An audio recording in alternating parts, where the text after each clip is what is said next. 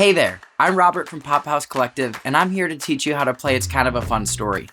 To start the game, hand each player 2 Hear Me Out cards and 1 Nope card, setting aside any leftovers. Then, place all the Take a Chance cards face up in the middle of the playing area. Next, grab a section of the deck, you won't need the whole thing, we promise, and place this pile face down next to the Take a Chance cards. This will be the deck you draw from for the rest of the game. And don't forget to take out the R-rated cards from the deck if you don't feel like they'll work with your group. And that's it! You're ready to start your first round. Whoever's birthday's next goes first. It's our birthday gift to you. To win the game, you need to be the first player to reach 7 points by collecting cards from the main deck. On your turn, draw the top card from the deck and read it out loud. Most cards are story cards, which will give you a prompt that you'll answer with a story from your life. If another player thinks they have a more captivating story to tell, they can discard one of their 2 Hear Me Out cards to tell their own story based on the prompt.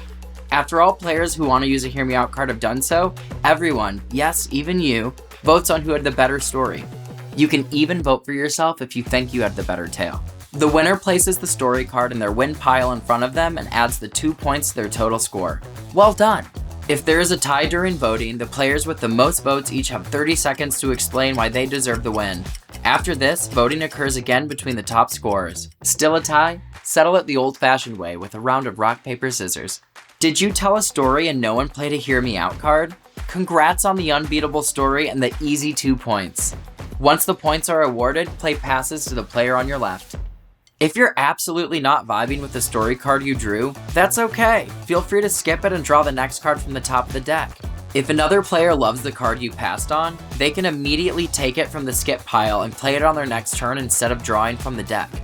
If multiple players want the card, whoever currently has the least points gets priority. If you have another player's skip story card in your hand, you must play this card on your turn instead of drawing from the deck. Phew, now that that's out of the way, let's go over some of the other cards you might draw from the deck. Meet left or right, point a finger, and everybody answers. These quick cards are only worth 1 point and cannot be skipped if drawn from the deck. If you draw one of these cards, follow the question based on the card type, pick a winner who will add the card to their win pile, and pass play to the player on your left. Let's go through them in more detail. Left or right? This one's pretty simple. As the player who drew this card, you decide whether the player on your left or right best fits the description. Whoever you choose gets to keep this card and adds 1 point to their total score. Next is point a finger. Like left or right, but with more options and more participation. On the count of 3, everyone points a finger at who they feel best fits the card. Whoever gets the most votes keeps the card, and you guessed it, adds 1 point to their score. If there is a tie, settle it the same way as story cards. 30 seconds to argue why you deserve to win, another round of voting, and a round of rock, paper, scissors if there's still a tie.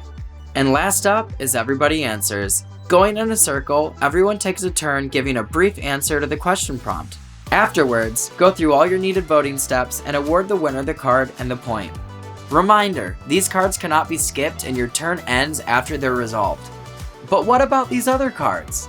We see you, eagle-eyed viewer. We haven't talked about Take a Chance or the Nope card yet. Well, it's your lucky minute because this section's for you. Let's say you've used up your 2 Hear Me Out cards, but just know you have the winning story to another player's story card in that beautiful brain of yours. This is where the Take a Chance card comes in. If you're out of Hear Me Out cards, you may add a Take a Chance card to your win pile to give yourself the same powers to try and one-up another player's story. Be careful though. Every Take a Chance card you add to your win pile will subtract 1 point from your total score. Since winning the story card will give you 2 points, this wombo combo will net you 1 point towards your goal of 7. Take a Chances are unlimited, but you lose that 1 point even if you don't win the card, so only use it when you know you have the ultimate story to reel in that win. It's important that It's Kind of a Fun Story remains fun for everyone playing. I mean, it's in the name. To help ensure this, you have your Nope card available throughout the game. We understand that a topic which is no big deal to you may be detrimental to someone else's enjoyment and safety, especially when personal stories are involved.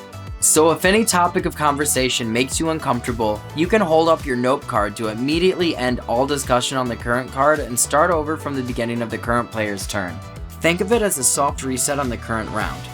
This card is not to be used competitively and only exists to make sure that everyone's having the best time they can.